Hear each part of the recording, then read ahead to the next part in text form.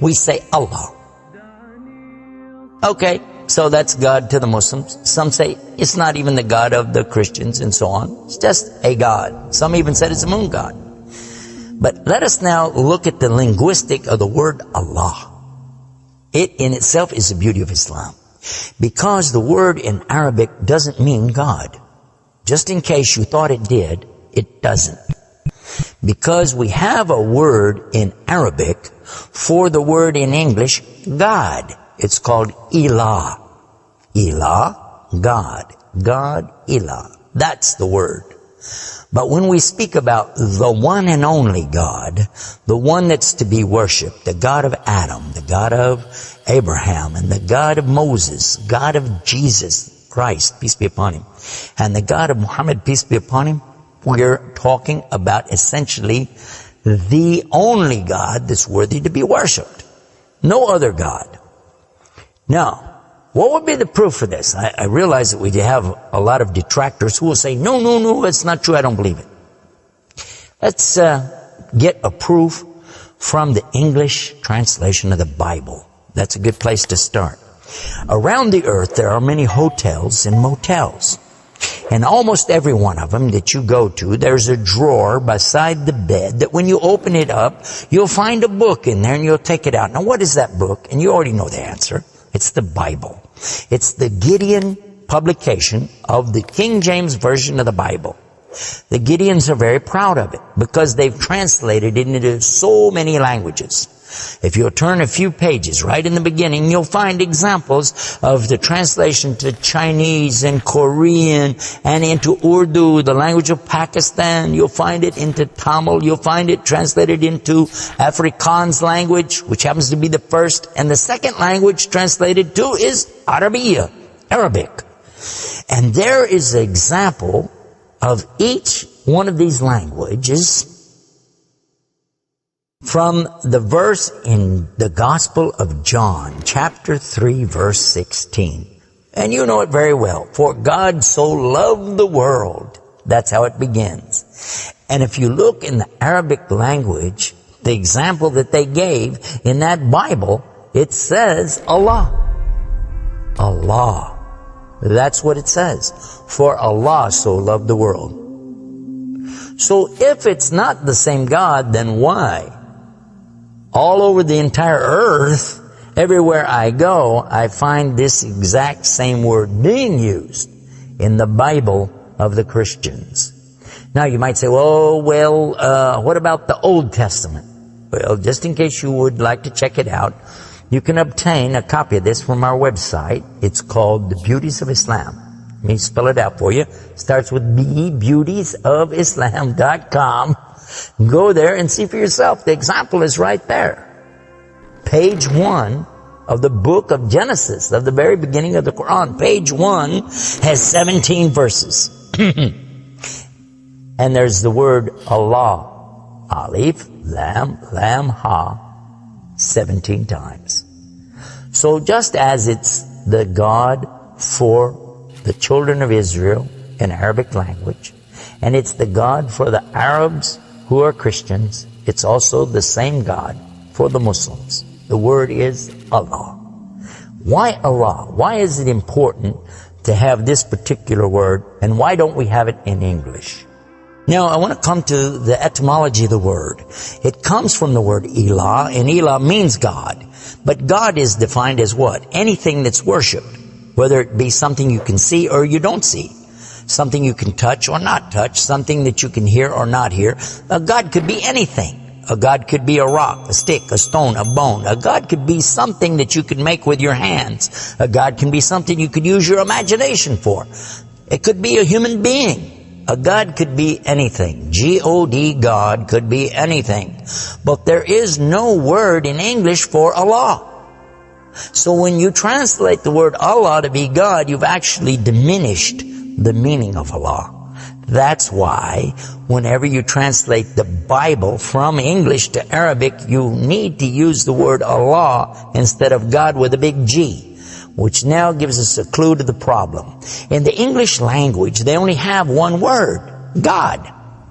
Little G-O-D. It means something worshipped. It could be idols, images, pictures, statues. It could be human beings. It could be anything. This is God's. Little G-O-D-S. But when you mean the God, you have to capitalize the G. You have to make a big G. Now, what happens if you're going to start the sentence with the word God? You have to make a big G anyway, don't you? So you wouldn't know if it was God, big God, or God, a little God, just any old God. You wouldn't know. Also, whenever you're speaking to someone, they can't see the letters. So when you say God, which God? What God are you talking about? In Arabic, though, it's clear. When you say Ilah, okay, he's talking about a God. And Allah is an Ilah. But he's also Al-Ilah, the only Ilah. And when you say Allah, this firms it up. And there's no doubt in anybody's mind that you're talking about the one and only God. The word Allah in the Arabic language cannot be made plural. There can't be more than one. Okay, that perfectly fits the unique God of the believers, because there's not more than one. He's only one. There's no God beside God. Second point is this: it can't be made female or male. There's no gender to the word. In Arabic, all the words have gender. All words have gender. But this particular word is only having gender because of the Arabic language, not because Allah has gender. I'll give you an example. It always says like Allahu. This means Allah, He is. But when we say He, it's out of respect for Allah, because Allah is without gender, because He's not like His creation. Not male, not female.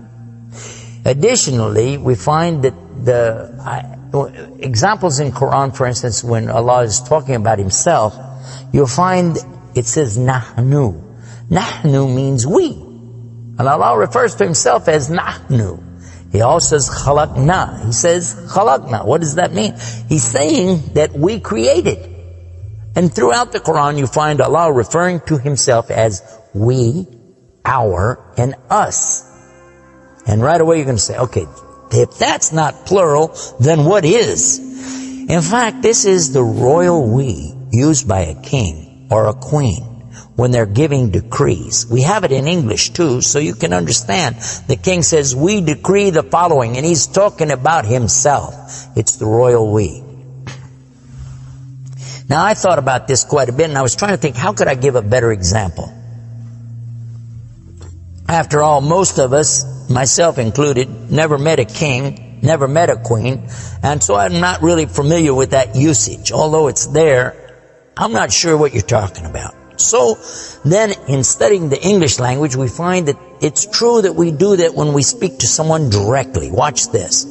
When I say, for instance, this cup. Okay.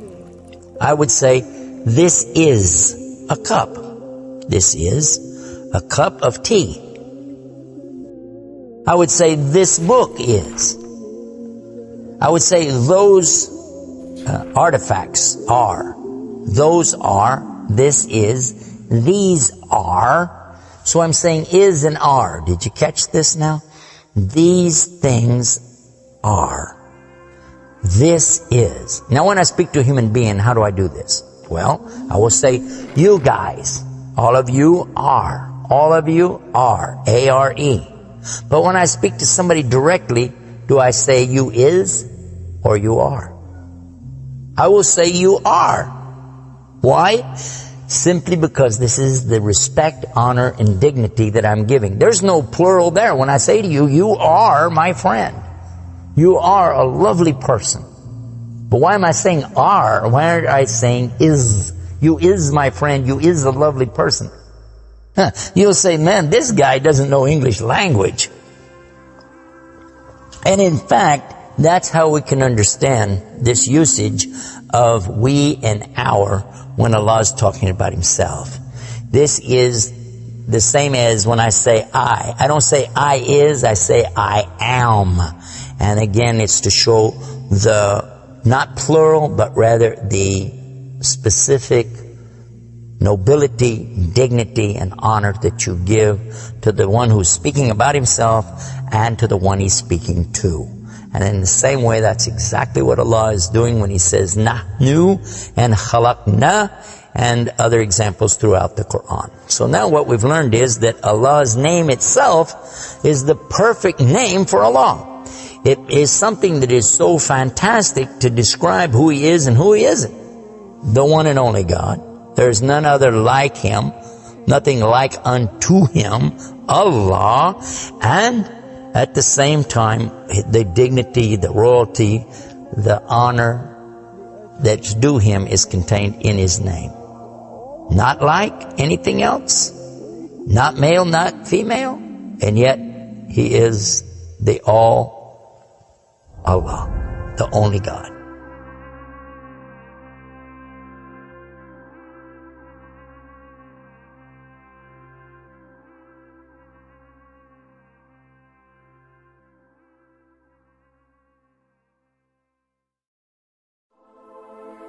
In the name of Allah, the most beneficent, the most merciful.